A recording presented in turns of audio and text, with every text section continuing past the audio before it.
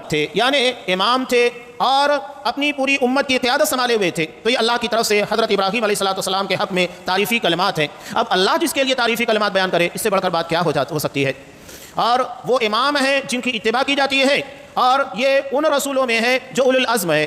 اللہ نے تمام رسولوں کو فضیلت عطا کی، بہت بڑی بات۔ اب تمام رسولوں میں 5 رسولوں کو خاص طور کے پر اعزاز عطا کیا گیا، یہ اولو العزم پیغمبر ہے۔ یہ کون کون ہے؟ حضرت ابراہیم علیہ السلام، حضرت نوح علیہ السلام، حضرت موسیٰ، حضرت عیسیٰ علیہ السلام اور محمد صلی اللہ علیہ وسلم۔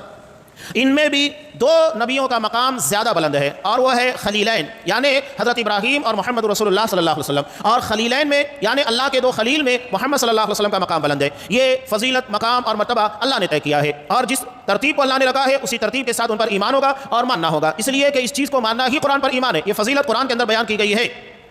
پھر اللہ نے انہیں اعمال میں، افعال میں اور ان کی کوششوں میں نمونہ بنا دیا کہ یہ تمہارے لیے نمونہ ہے، ان کی اتباع کی جائے۔ پورے قرآن میں آپ دیکھیے گا کسی نبی کے بارے میں اللہ نے حکم نہیں دیا کہ اس کی پیروی کی جائے، لیکن حضرت ابراہیم علیہ السلام ان کے بارے میں قرآن مجید کے اندر کئی مقامات پر ہے کہ فَاتَّبِعُوا مِلَّةَ إِبْرَاهِيمَ حَنِيفًا، حضرت ابراہیم علیہ السلام کی ملت کی پیروی کرو جو یکسو ہو کر اللہ کی عبادت کرنے والے تھے۔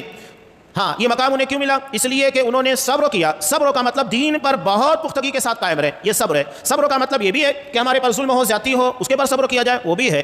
لیکن صبر یہ بھی ہے کہ ہم دین کے پر بہت مضبوطی کے ساتھ قائم رہے، کتنے بھی فتنے آئے، شبہات پیدا کیے جائیں، اعتراضات دین کے پر لادے جائیں، کچھ بھی ہو، دین کے معاملے میں ایک قدم نہیں ہٹنا ہے، اپنے قدم کو بڑی مضبوطی کے ساتھ جما کر رکھنا ہے، یہ بھی صبر ہے۔ اور اسی صبر کا یہاں اللہ نے ذکر کیا ہے۔ اس کے بعد ان کی ایک بہت بڑی آزمائش کہ ان کی اپنی اولاد حضرت اسماعیل علیہ السلام، اللہ نے انہیں ذبح کرنے کا حکم دیا۔ یہ نہیں کہ کسی دوسرے سے، خود اپنے ہاتھوں سے اپنے لخت جگر کو، جو ان کا اکلوتا بیٹا تھا، کوئی اور اولاد نہیں تھی کہ بقیہ اولاد ہے، چلو کوئی بات نہیں، ایک بیٹا چلا گیا، بقیہ موجود ہے، اکلوتی اولاد۔ اور کس وقت؟ جب وہ اپنے باپ کے ساتھ دوڑ دھوپ کے قابل ہو گئے تھے، اتنے بڑے نہیں ہو گئے تھے کہ حضرت ابراہیم علیہ السلام اس سے لاپرواہ ہو جائیں، اس لیے کہ اولاد جب بہت بڑی ہو جاتی ہے تو انسان اس سے لاپرواہ ہو جاتا ہے، ٹھیک ہے وہ اپنا دیکھ ریکھ کرے گا، یا اتنا بھی چھوٹا نہیں کہ انسان کو اس کی زیادہ فکر نہ لگی ہو، بلکہ اس عمر کے تھے جہاں پر باپ خصوصی طور کے پر اپنے بچے کے پر نگاہ کرم کرتا ہے، اس عالم میں تھے۔ اور اس کے بعد جب اللہ کا حکم ہوا تو اس مطیع اور فرما بردار بیٹے نے بھی صاف کہا، یا ابت افعل ما تؤمر، اے ابا جان آپ کو جو بھی حکم دیا گیا آپ اسے کر بیٹھیے۔